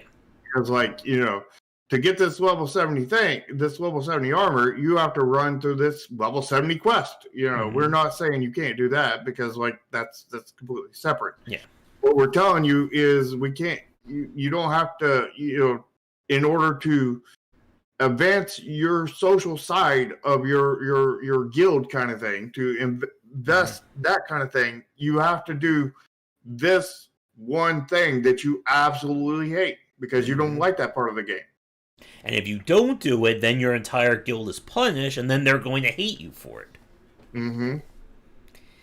And if you're going to do any kind of stuff like that, reward them for playing the game the way they want to play it, and not your specific cookie cutter way. Encourage them. You want to make them want to do it, not that they have to do it. Exactly. Again, honey rather than vinegar. And it is so easy, I think, to screw up in this aspect. Because this is, again, the final goal of your social systems and building community in your game. Is that you want people to be playing together, being rewarded together, and growing together. When I saw Ron mean about the game he's working on, that is very much what his entire game is built around. He wants communities to be spending months and years on collaborative projects that can work out for everybody. Because again, this is the content that keeps people engaged. That if you can make a game that people want to sign in every day and they want to hang with their friends and do fun stuff and get reward for it, those people are going to stick around. For a very, very long time. Like Ramin said, he has something that could take 2 to 3 years to finish. And it's a very deep thing there. And again, when that works, your game is going... That's when we get to that level that your game is going to be printing money. That if you can keep people not only wanting to play your game, but are happy to play it every single day, you're in a very good position. Because, when people want to come back and they're not forced to come back, then people are going to keep on coming back. If you're forcing them to come back, there's going to become that point where it becomes so frustrating and they get help from somebody that just, finally gets through to them to quit the damn game. They're going to quit it. And they're not coming back. Oh, no. They will avoid it like the plague because when they quit, they're going to suffer withdrawal symptoms and whatnot. And they're going to want to come back for the first few days. But, once they spend enough time that they get past that withdrawal, they will look back at your game and be like, oh, God, why did I even play that to begin with? That is the most shit game. And they will be bad-mouthing your game from then on forward. And if anybody joins, they're going to be going to them personally and being like, hey, you should quit that game. I did, and I'm much better for it. Yeah. And this is also why when it comes to these social systems, alliance, clan, and the kind that goes with it, you need to get that stuff in place as early as possible. I've seen some mobile games that they'll have, coming soon, clan content. And that coming soon could be a year and a half from now. Remember, when we're talking about alliance and guild kind of content, this is the culmination of the rest of your game. And you need to be prepared for that. Because if your high-level players get to the end and there's no more content for them, they're not going to stick around. Yeah, and to Juan's comment about if we don't play Continuum every day, I'll take away your holographics. I won't just take away your holographics, but I'll take away your fulls too. Dun, dun, dun. Everyone quickly say that Neon Continuum's pay to win now. And this is, again, those aspects you need to be very mindful of when it comes to your game. And as another point about this, with the whole guild and alliance system, you want to give people the tools to be able to grow, monitor, and keep things going. And that includes, being able to send private messages, being able to, promote people to lieutenants, captains, whatever. And you also need to be able to monitor the guild to make sure that people are playing. Like, you don't want to, for instance, there are people who will join a guild and then they'll just stop playing the game. And it is Mm-hmm. fair to say that, if you haven't signed on for 2 months, maybe you're not interested in this guild anymore or in this game. Yeah. But you want to encourage them to want to be there, and Mm-hmm. so you have as few as drop offs as possible. You're always going to have drop offs, Yep. and that's a fact of life. I mean, people will play Neon Continuum and they will drop off, kind of thing. But where maybe an abusive game would have a drop off rate probably like 95% kind of thing. I want to keep my drop off rate rather low, hopefully sub 20%, kind of thing, because I want to give them a good game that they want to play, good social systems that they want to interact with, good, alliance systems and everything that they will want to participate in. Good. I want to give them a lot of good things. I want to give them so many good things that it would be stupid for them not to keep on playing. And because it is just so much fun, and creating the fun, which is very, very subjective, but you want to create as much fun for the audience who plays your game. Because, and at the same time, you also want to be able to monetize that fun, kind of thing. You don't want to monetize progress. You don't want to monetize cosmetics. Forced play. You don't want to monetize the play. You want to monetize the fun, kind of thing.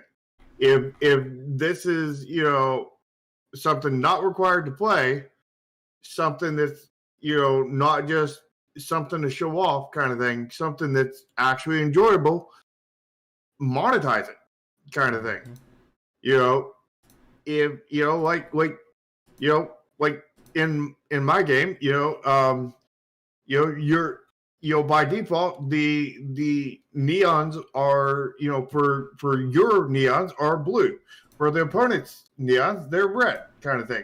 Now if you're visually impaired in some way, you have some form of color blindness or something like that, there will be specific colors for those people, kind of thing, so that they can see on their screen what each word are. But on the other hand, there's going to be an additional, basically, cosmetic thing that people are going to have fun with by just adjusting whatever colors they want. Every color in the rainbow, they can adjust the neons. They can even adjust them to the same color if they're a masochist, kind of thing. They can adjust them. They're like, I want mine to be black whites, and I want my opponent to be black whites. And I won't be able to tell the difference between them and I need to gameplay wise, but I'm a masochist, so I'm going to do it anyway and make them all the same color. So, and let them do that because they want black lights. Maybe they'll have them just slightly different and whatnot, but, or maybe they'll have them exactly the same, but they will, let them do what they want. If they want to do one pink and one, purple, if they want to do one, if they want to do one like cyan and one like, ocean blue kind of thing, I'm all about the ocean, so let them have it, And another thing I think it's also important to mention is you also want to be careful with any kind of locks or limitations on your social system. Some games will say you cannot start a guild until you're level 50 of 55, or you can't talk until you've hit level 40 in chat. Like, it's important to have these safeguards in place, as we said earlier, but you need to be mindful again of is it hurting your game, and when should people start communicating and being involved in terms of like guild and alliance play? Yeah, you need to definitely have a lock that's long enough to keep to annoy the people who want to abuse their systems, but you want to have it short enough that you don't annoy any of the ones that don't want to abuse it. And level 50 sounds like it's way too long. Way Mm-hmm. too long. Yep. Yeah. And it sounds like something that's should be level 20 or below, depending on how long it takes you to hit level 20. If it's your typical browser game where you just click one button and then you wait like 20, 30 minutes and you're level 20, then level 20 is maybe too soon, kind of thing. But if it's if it's something that takes you, like 10 hours of gameplay to get to level 20, sounds like it's way too late, So, level 20 could mean very, very different things depending on what your game is, and how long it takes to hit level 20, kind of thing. Mm-hmm. But you don't want it to be too long to annoy the people who want to legitimately play your game. And you want it long enough to really annoy and make it not worth the time of the people who want to troll your game. Mm-hmm. And again, you need to be careful when you introduce this content that you don't want to kind of sick your community on each other. Because we've seen this with kind of PvP or guild versus guild kind of games, where all progress kind of boils down to attacking another guild. And, if you're not in that warlike mode, you're now detriment to your own guild. Mm-hmm. And if you don't show up, Mm-hmm. you're to your own guild. Oh, yes. Let me see. I think I'm about, at the end. Is there anything else that you want to discuss? Well, I want to go on with that topic you just talked about the like guild wars and whatnot. Mm-hmm. I think you can definitely have that, but you have to have a system built to be friendly to your fan base, kind of thing. Mm-hmm. You don't want something that's going to necessarily require them to be there at a certain time, but at the same time you may need them to be there at the same time. Need and requires two different things, kind of thing. Like if the way you can do that is like say that this is a guild battle kind of thing and it can only fit 7 players in there, but you have a 30-player alliance. So as long as 7 people that want to show up kind of thing, then you've got it covered, kind of thing. And the thing is as long as there's not this major power balance in there, kind of thing, which you've got to be careful about, you should be good on that. But at the same time, you also got to make it where you're not encouraging the guild to fight with other guild members, because you don't want them to be like, oh, I wanted that spot because I'm better than you, or I wanted that spot because I wanted the reward, kind of thing. You want them, what we're doing with my game is we're saying, we're taking, the guild battles are going to take this many things. It's going to be a guild tournament kind of thing, and it's going to take like 3 players, kind of thing. And each player will play against the other guild's 3 players, kind of thing. So 1v1 3 times.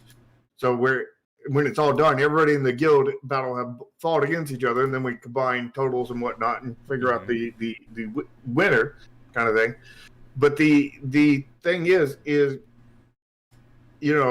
what we're doing is we're encouraging people to send the people who want to be in there / the best people, because the fact is everybody gets a reward if you win.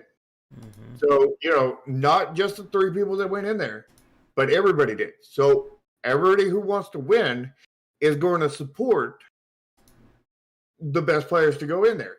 And of course, there will be stingy players that, that will be like, no, I want to go in there. I have something to prove. I have a big chip on my shoulder. And, those are people who clash against the community. And it's pretty safe to say that community will probably give that person a boot. Yep, and you also, for any kind of content like this, you should always earn something for contributing. We're not saying, the 500th place guild or member should get the same rewards as, the first place. But you don't want to say that unless you are in the top 10, you get nothing. because that will again lead to that toxicity. Yeah. And another thing we're doing is with the prizes is once you win all the prizes, there's going to be a limited number of them. You can still participate if you want to, but you're no longer able to win.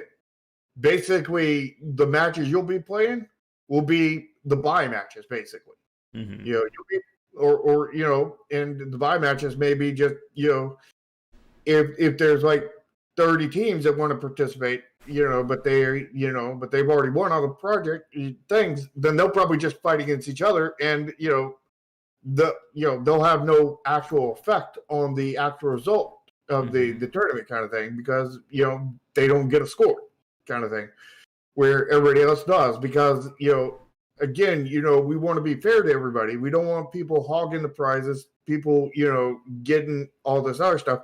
But at the same time, we don't want it to be automatic either. They're in a guild, so they get this reward kind of thing. And they still got to earn it.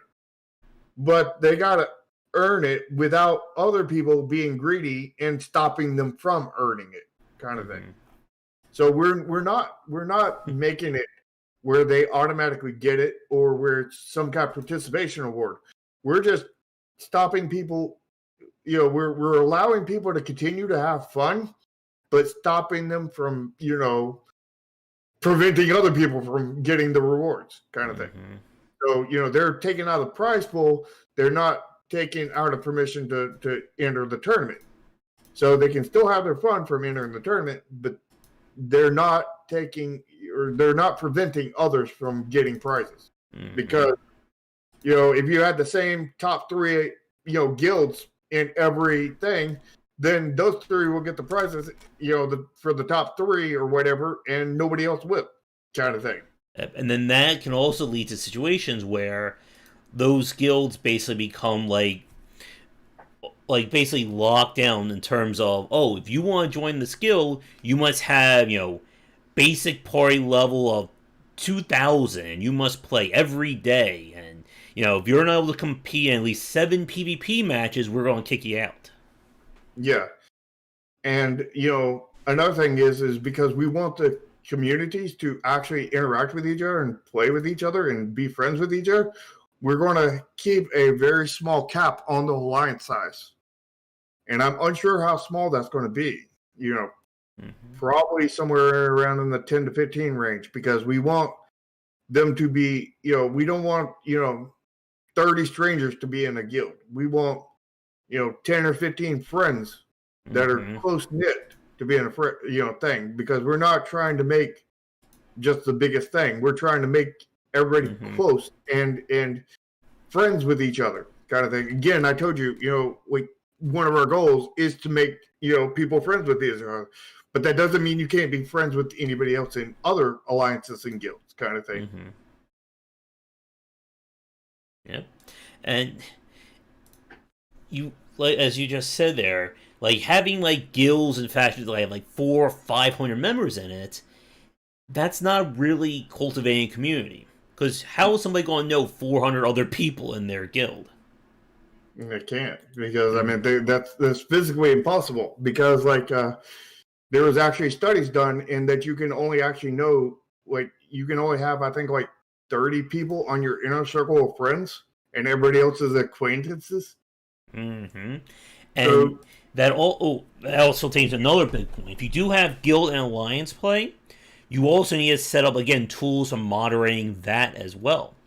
Because the more people in your guild, the harder it is to keep track of it. Somebody starts, stalking or harassing somebody in your own guild. Yeah. And you also want to make sure that that certain powers are not locked out to only leaders. To where, like, if the guild tournament's coming up, and now the only person who can actually start the guild tournament is the guild leader, and he's working right now and he cannot log on, kind of thing. Well, he has to either play the game at work and possibly lose his job, or he has to screw over the entire guild. And you don't want something like that. You want to be able to started up in place of him, kind of thing. Mm-hmm. And you probably you just need a leadership base in there, not just one or two, but you need a wider range of leadership positions in there, so that you have where if the general's not there, then the lieutenant's in charge. If the lieutenant's not also not there, then the sergeant is. If the sergeant isn't there, then the major, and then if the major's not there, then the whatever's after that, and keep on going down, and you can have multiple positions in each place, and and also don't make leadership like give them special rewards. Do not give rewards for that, because your guild members in your guild will fight for those positions. Yep. Because they want those rewards. Do not give any kind of rewards. Do not put any kind of reward system in any place in the leadership. Mm-hmm. Leadership gets the same exact thing as other people. Same thing with the founder and everything else, You do not want to gamify social interaction, because that will lead, again, as kind of like the MO for our talk today, that leads to trouble. Well, I wouldn't say necessarily gamify, because I think you could gamify it to a point. Mm-hmm. Don't gamify it based off of stats. Maybe gamify it based off of a quest of, hey, why don't you try socializing? We'll give you this reward, kind of thing. Reward them for participating in the social thing. Not a requirement, not a if you're this leader position, you get this kind of thing. But hey, you haven't really been talking with your friends, or you haven't really even made friends. Why don't you take this quest to make friends? Talk in chat and try to make some friends. And they talk long enough and they get the quest, and they get a reward for doing that. You're encouraging them for positive social interactions. You're not motivating them for negative social interactions to where they're going to want to fight for a position because there's rewards in that position. You're rewarding them for for interacting in a positive way rather than a negative way. And I think if you gamify positive reactions kind of thing in interactions, you'd be good, kind of thing. Mm-hmm. If you gamify negative reactions, you are so far gone. Yeah. You want to only reward the player for doing good stuff in your game. Mm-hmm. Exactly. But I think with that, I do have to get going in the next few minutes. So, any thoughts to wrap up our talk on today?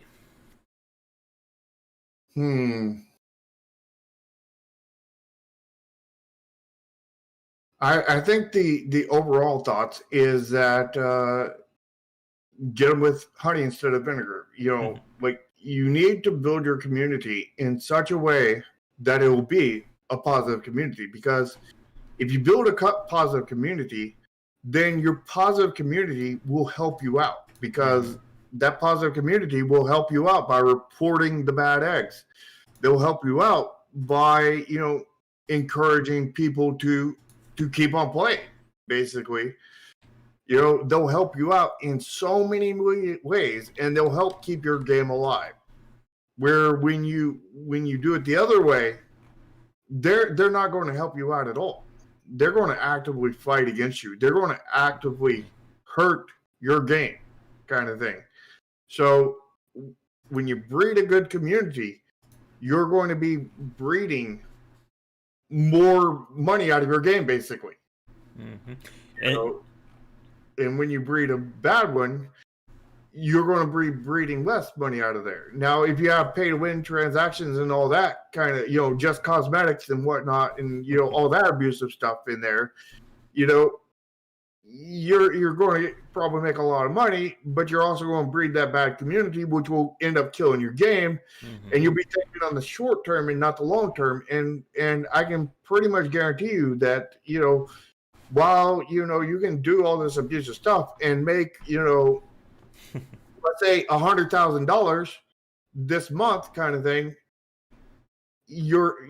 Because you did that, you're only going to make 75,000 next month, and in 50,000 the month after that, and 25,000 the month after that, and 10,000 the month after that, and 3,000 the month after that, The and turnover will be real. dead of the next month, kind of thing. Yep. Where on the other hand, if you foster that good community and you don't do the bad monetizations and whatnot, then what you're going to do is you may not be making $100,000. You may be making $50,000, but you're going to make that in the first month. You're probably going to make 55,000 the next month, 60,000 the next month, 70,000 the next month, 80,000, 90,000, 100,000, 150,000, 200,000, and it's going to keep on going up. The difference between treating your community bad and the difference between treating your community good is by doing the abusive things and everything. You're going to cause your rates to go down over time. Where when you're treating, which will probably start higher and then go down lower. Where when you go for the positive community, you probably start lower, but you'll continue to go up for as long as you keep on doing that. Mm-hmm. Because people like that thing. People are going to stick with that kind of thing. People are going to encourage others to get into that kind of thing. People are going to, give word of mouth and encourage, people to play, because this is a great game. More people should be playing it, kind of thing. Where, the negative is going to encourage them to absolutely badmouth and encourage nobody to play. And you get enough naysayers and there's not going to be a game left, kind of thing. I mean, EA would have hit that kind of point already if they didn't have a lot of people who didn't care what anybody else says and fanboys, basically. Which, everybody will probably have a fanboy and a fangirl kind of thing. But the thing is unless you're EA or somebody else, you're not going to be able to make a living off of that. And eventually they're going to burn enough of those fanboys and fangirls to where they're no longer fanboys and fangirls.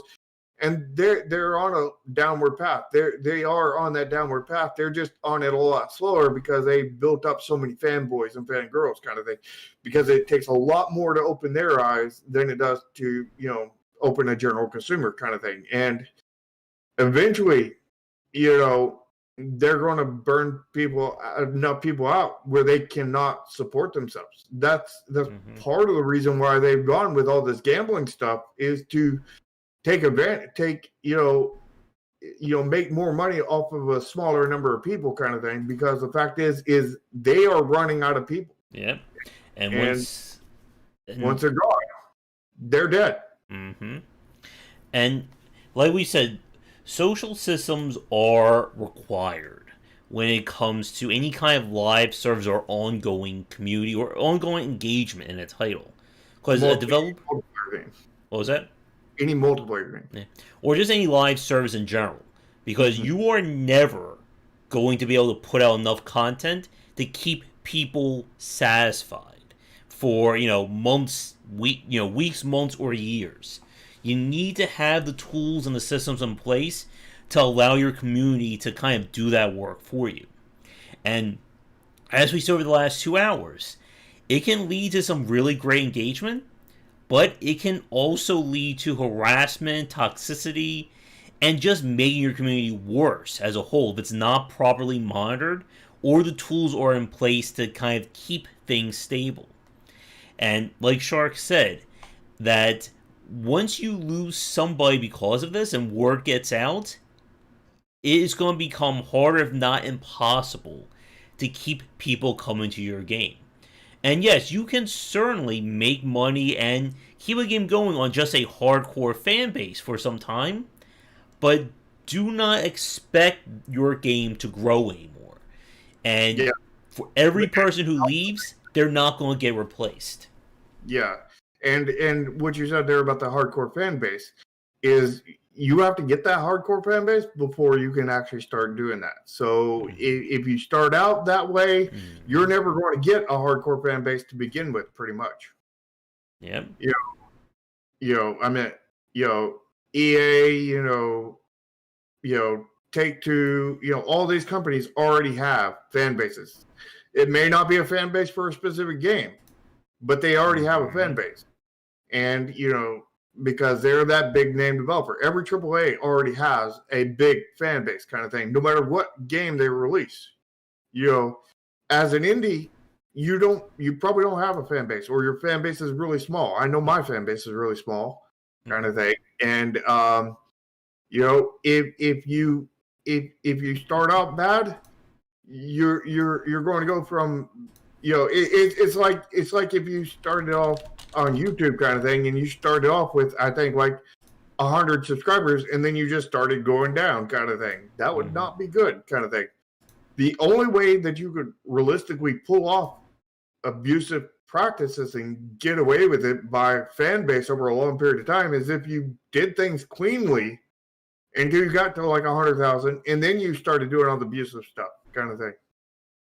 Although that doesn't work on YouTube, because YouTube rewards toxicity, or else, Logan Paul would not be where he's at. All right, but I think with that, let us wrap things up for this week. So, everyone, thank you so much for tuning in. There you go. Yeah, definitely, Pony. And make sure to say Neon Continuum's pay to win. But we will be back next Sunday. I'm not sure what our topic will be, because we kind of did talk about communities, and I think it is time to have a, we can switch gears to another topic. We just need to figure out what said topic is. So if you guys have any suggestions, let us know in the comments, watching this live or recorded. And if you are new, be sure to join our respective Discords. You'll find them in the links below, where on mine we talk about game design and industry topics, as well as offer advice to developers. Yeah, on mine we talk about game development and my specific game and anything that goes around it, kind of thing. And we also have dev chats on there where we get the inside look and answer all the questions, and it's like a AMA crossed with a preview and top secret stuff and all kinds of stuff, all combined into one, and some socialization, and some fun and all this other stuff. And we like clowning around, lots of clowning around. There's lots of memes that are born in those dev chats. And if you are an indie developer working on a game, like, submit for our Wednesday night streams, as well as for our Thursday shows where we review store pages and offer marketing advice, please get in touch as well. And also be sure to follow both of our Twitters. Mine, Nexus Games at Nexus Games Inc. Yeah, Nexus Games INC 1. And Josh, yours is? It is GW Bicer. And I think that's about it, isn't it? I think so. And smash and like and do all that other stuff on our respective channels as well. Don't you mean lick the like button? But smash the ring that bell. Yeah. Smash the bell. You gotta smash it. You gotta crush it. You gotta put it in a you